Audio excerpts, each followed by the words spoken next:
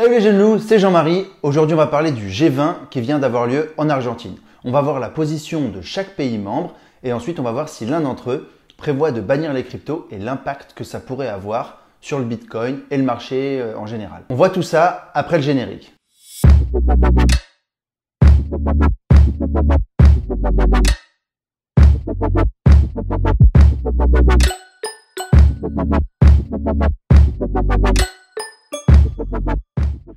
Alors le G20, c'est quoi? C'est 19 pays membres ainsi que l'Union européenne qui elle-même est représentée par la Banque centrale européenne et la Commission européenne. Tout ce petit monde se réunit et discute des plus grands problèmes économiques mondiaux et plus précisément de la stabilité financière. C'est la France, avec Bruno Le Maire, qui a propulsé le débat du Bitcoin et de la régulation des cryptos sur la scène internationale. Donc même s'il a été maladroit dans ses propos, on peut l'en remercier pour tout ça. Dès le début du G20, Mark Carney, le président de la FSB, Financial Stability Board, a annoncé que le Bitcoin ne devrait pas représenter une menace pour l'économie mondiale. Donc ça a redonné de la confiance aux investisseurs et le Bitcoin a repris quasiment 1000 $ dans l'heure qui a suivi. Il a aussi annoncé qu'il ne souhaitait pas créer de nouvelles lois concernant la régulation des crypto-monnaies, mais plutôt modifier des lois déjà existantes, ce qui prend bien évidemment plus de temps sur le long terme. Avant de faire le détail pays par pays, l'avis général est que la blockchain représente une innovation intéressante qui peut améliorer le système financier actuel. On commence sans plus attendre avec le pays organisateur de ce G20, l'Argentine. Ironie du sort, l'Argentine n'est pas du tout fan des cryptos, mais elle ne souhaite pas faire de régulation contre les crypto-monnaies pour autant. Ensuite, on passe à la France, que vous attendez sûrement avec impatience. Alors la France et l'Allemagne étaient les deux plus intéressés de ces discussions. C'est eux qui ont amené le sujet sur la table et c'est eux qui voulaient un cadre vraiment bien défini pour des échanges à l'échelle mondiale. Ils sont un petit peu déçus parce que, bien évidemment, à 20 personnes autour d'une table, c'est la première fois qu'on parle de ce sujet, rien de concret n'est sorti. Donc il faudra attendre juillet pour ça, on en parlera un petit peu à la fin de la vidéo. Mais la position de la France a un petit peu changé dans le sens où elle est vraiment plus optimiste qu'au début des crypto-monnaies. Ils souhaitent vraiment un cadre bien défini, que ce soit pour l'utilisation du Bitcoin, des crypto-monnaies et des ICO. Et l'Allemagne, pareil, pour des échanges à l'échelle mondiale. Pour la petite histoire, Bercy se baserait sur les propositions de l'AMF en ce qui concerne les régulations des ICO et des crypto-monnaies en général, qui sont beaucoup moins sévères que ceux de la SEC en Amérique. En ce qui concerne l'Allemagne, elle a déjà commencé les travaux de régulation sur son territoire. Par exemple, vous n'êtes pas taxé lorsque vous achetez du café, par exemple, avec des bitcoins. On passe ensuite à l'Australie. L'Australie est un des premiers pays à s'être prononcé en ce qui concerne la taxation des crypto-monnaies et la régulation pour les exchanges et pour les investisseurs. L'optique est vraiment du côté on s'adapte plutôt que on bannit. Le Brésil, quant à lui, ne souhaite apporter aucune forme de régulation sur la crypto-monnaie. Le gouvernement comprend tout à fait la puissance de la blockchain et les impacts positifs que ça peut avoir dans leur pays et sur leur économie et ils vont donc redoubler d'efforts, c'est-à-dire injecter plus d'argent et de plus de temps dans des projets de ce type-là. Le président de la Banque centrale brésilienne a même ajouté qu'il ne suivrait pas forcément les recommandations du G20 en ce qui concerne les régulations. On passe maintenant au Canada qui, comme l'Australie, apprivoise petit à petit les crypto-monnaies et s'adapte au marché plutôt que de bannir d'un trait les crypto-monnaies. D'ailleurs, le gouvernement a lui-même annoncé la naissance d'un premier exchange basé au Canada et sur la blockchain. Ensuite, on a la Chine. Alors après avoir banni les ICO vers la fin 2017, après avoir banni les IP des exchanges à l'étranger, on a bien compris que la Chine n'était pas du tout fan du Bitcoin. Alors, ils n'étaient pas du tout pour dans les discussions. Est-ce que c'est pour laisser la voie royale aux néo?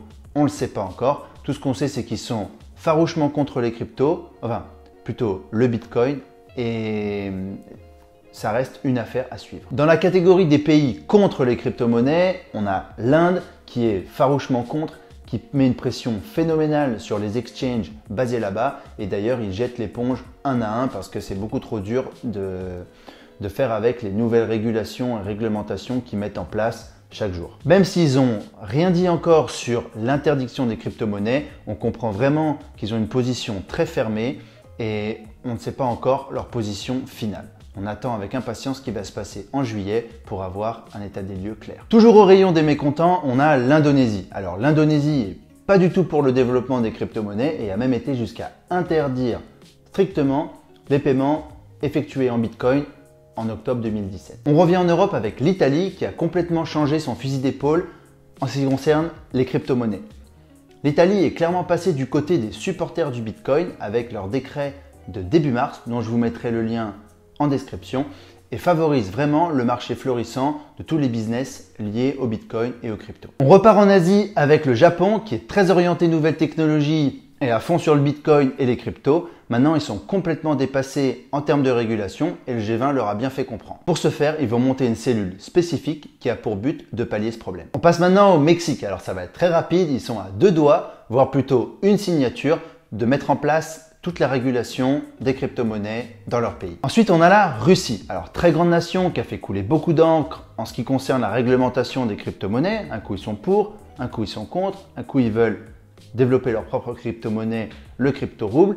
Et voilà ce qu'ils ont dit au G20. Ils cherchent principalement à réguler et contrôler les crypto-monnaies. Ils veulent interdire l'accès aux échanges décentralisés et ils veulent développer leur propre crypto-rouble et le sortir mi-2019. À l'inverse de la Russie, l'Arabie Saoudite fait beaucoup moins parler d'elle dans les médias et ne s'est vraiment pas beaucoup exprimée en ce qui concerne la régulation des cryptos et spécifiquement du Bitcoin. Vu leur politique très stricte en ce qui concerne le blanchiment d'argent et la corruption, on peut s'attendre à ce qu'ils ne soient pas très fans des Bitcoins et de la crypto-monnaie. Je pense malheureusement que c'est une méconnaissance du sujet car s'ils connaissaient vraiment comment marche le Bitcoin et la blockchain et les blockchains publiques, ils comprendraient bien que justement ça aiderait à enlever toute forme de corruption et de blanchiment d'argent. Dans le même ordre d'idée, on a l'Afrique du Sud qui adopte une approche assez conservatrice en ce qui concerne les crypto-monnaies.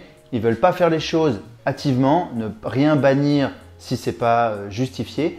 Donc ils ont proposé un environnement de test pour toutes les entreprises et les banques qui souhaitent tester les solutions blockchain. On repart en Asie avec la Corée du Sud qui a fait parler d'elle mais pour les mauvaises raisons. Pour la petite histoire, le gouvernement a annoncé ça sans l'accord du ministère de la Stratégie et de la Justice et de tous les autres organismes impliqués dans la recherche sur la blockchain et les crypto-monnaies en termes de régulation. En ce qui concerne la Turquie, ils ont réfléchi eux aussi à faire leur propre crypto-monnaie, tout comme la Russie et le Venezuela avec leur fameux Petro qui fait grand bruit en ce moment. Vous avez sûrement entendu parler. Le Royaume-Uni, quant à lui, est plutôt en recul jusqu'ici sur les crypto-monnaies. Il a simplement été franc au G20 en rappelant les risques liés aux investissements sur les crypto-monnaies et l'impact possiblement négatif que ça pourrait avoir sur l'économie mondiale. De leur côté, ils ont quand même lancé une enquête spécifique sur les crypto-monnaies, sur l'impact que ça a sur les investisseurs et sur les entreprises britanniques. En ce qui concerne les USA, il va y avoir une politique probablement à 2 vitesses. D'un côté, on a la SEC qui va s'acharner à avoir un cadre bien strict et bien régulé pour tout ce qui est ICO, régulation et taxation avec l'IRS. Et de l'autre côté, on a par exemple les membres du Sénat qui proposent de ne pas nuire, tout comme ils ont fait au moment du développement d'Internet, c'est-à-dire qu'on laisse les choses se faire, on apprivoise, mais on ne nuit pas.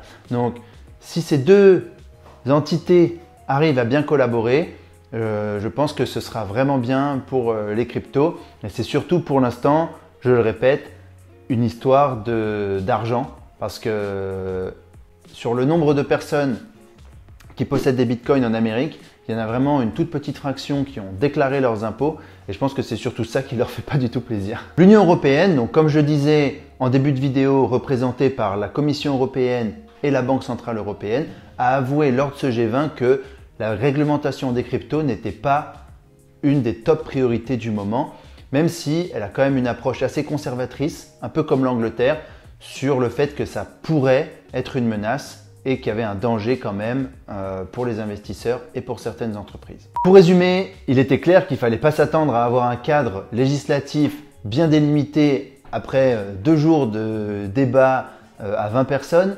Maintenant, les États membres ont décidé de se revoir en juillet et entre-temps de développer des cellules d'investigation pour répondre à des questions bien précises sur par exemple comment implémenter telle et telle règle. C'est tout pour ce G20, j'espère que ça vous a plu. S'il y a des sujets spécifiques que vous voulez qu'on traite, n'hésitez pas à nous le mettre en commentaire. En attendant, abonnez-vous, likez, parlez-nous sur notre Telegram ou suivez-nous sur Instagram. On poste beaucoup de stories, donc c'est plus la vie de tous les jours. Et en attendant, je vous dis à la prochaine.